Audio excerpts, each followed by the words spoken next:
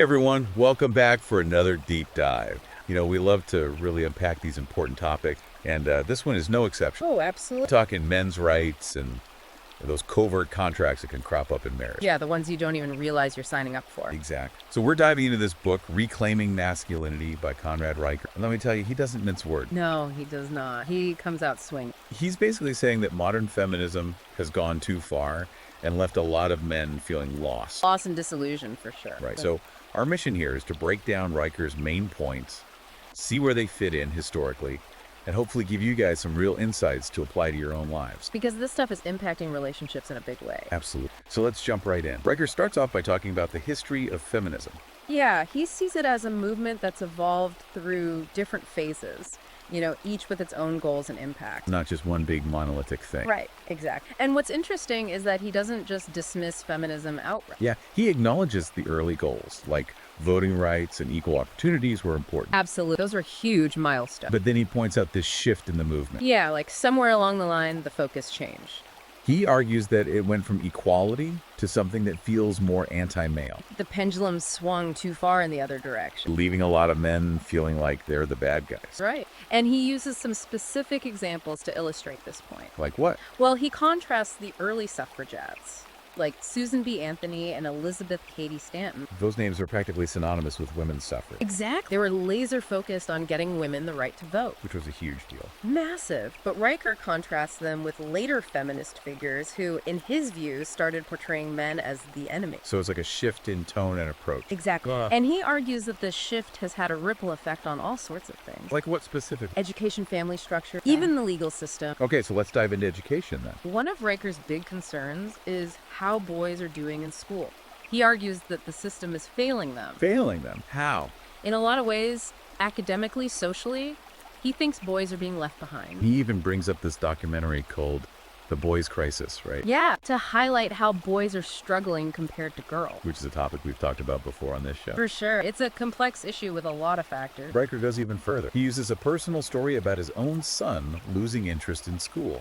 Yeah, he felt like the system was geared towards girls. And Riker uses this anecdote to make a broader point, That boys are often disciplined more harshly than girls for the same behavior. which creates this feeling of being unfairly targeted. Exactly. And it can be really demoralizing. He backs this up with some pretty startling statistics, too. Like the fact that boys are 3 times more likely to be suspended than girls. Wow, it's a huge difference. It is. And Riker's argument is that this kind of bias starts early and sets the stage for men feeling disadvantaged later in life. So it's like a domino effect. Yeah, it starts in school and can impact relationships, careers, everything. This is really fascinating stuff. Yeah. And we're just scratching the surface here. Oh, yeah, we've got a lot more ground to cover. For sure. Yeah. But before we move on, I want to make sure our listeners are connecting the dots here. How so? But we're talking about men's rights, covert contracts, and this idea of systemic bias. Right, and how it can all tie together. Exactly. Riker is laying the groundwork for understanding how these things are interconnected.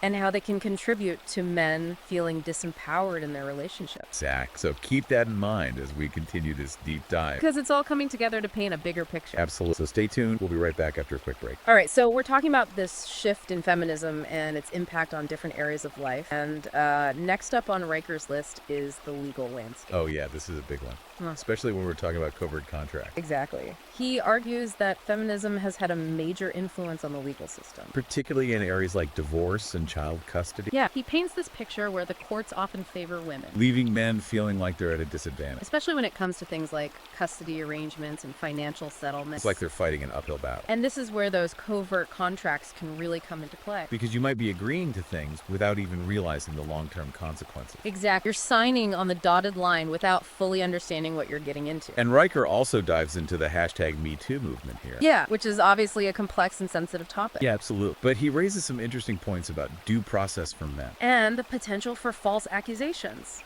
which even if they're a small percentage can have devastating consequences. Right. He even cites a statistic that 2 to 10% of sexual assault reports are false. Whether or not that number is accurate, it speaks to his broader concern.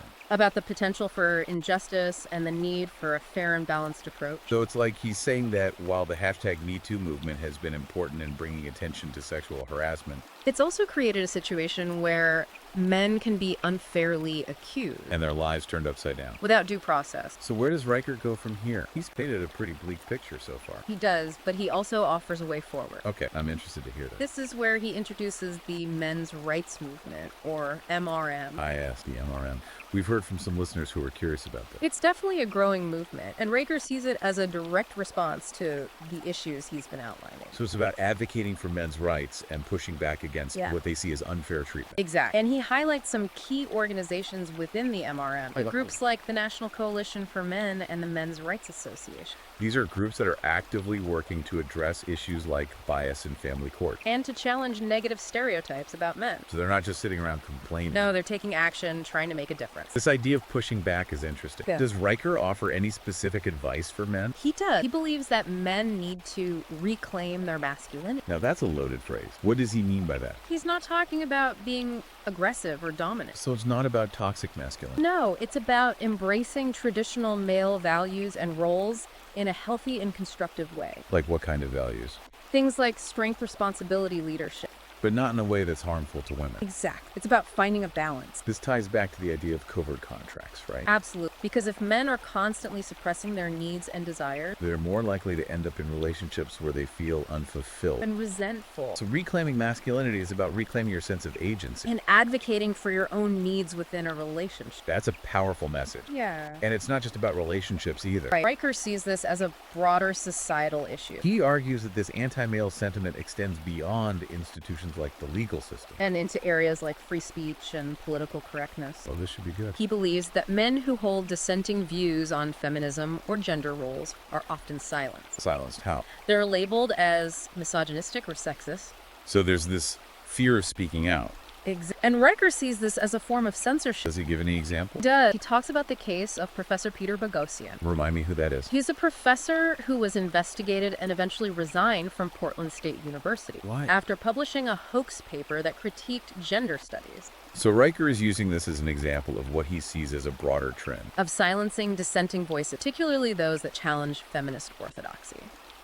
And this ties back to the idea of covert contracts as well. Because if men are afraid to speak up or assert their needs, They're more likely to accept those unspoken agreements. even if they're not in their best interest. So we've covered education, family structures, the legal system, free speech. And we've touched on the men's rights movement. What else does Riker explore in his book? Well, he goes on to talk about the importance of men finding meaning and purpose in their lives. Okay, this sounds interesting. Tell me more.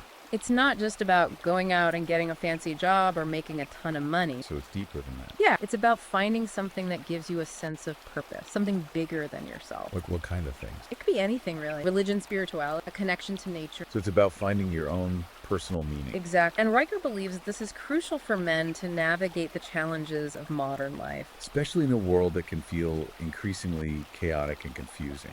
It's about finding that inner compass, that sense of ground. Which can be especially important when you're trying to reevaluate those covert contracts. Absolutely. Because if you don't know what you stand for, it's easy to get swept up in someone else's agenda. And end up living a life that doesn't feel truly authentic. Right. It's about taking control of your own destiny. So Riker's solution isn't just about men changing their behavior. It's about a cultural shift. It's about men and women finding a new equilibrium. Where both can thrive and respect each other's strengths. Exactly. It's about recognizing that men and women are different. But those differences don't have to be seen as a threat. They can be complementary. They can create a beautiful balance.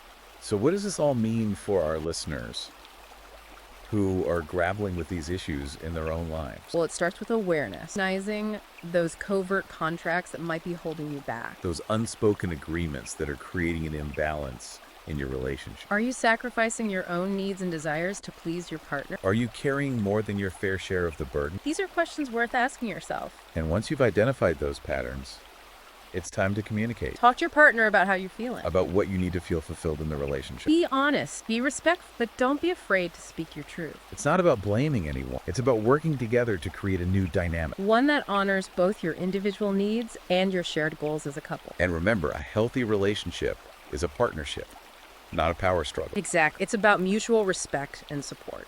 So we've covered a lot of ground today. We've talked about the history of feminism, The challenges boys face in education, the impact of feminism on the legal system, the men's rights movement. and the importance of men reclaiming their masculinity in a healthy way. It's been a deep dive for sure. And we hope it's given you some food for thought. Some new insights to apply to your own life. And if you want to explore Riker's ideas in more depth, you can check out his book, Reclaiming Masculinity. It's available on Amazon Kindle and Google Play Books. So until next time, keep those minds sharp and keep diving deep.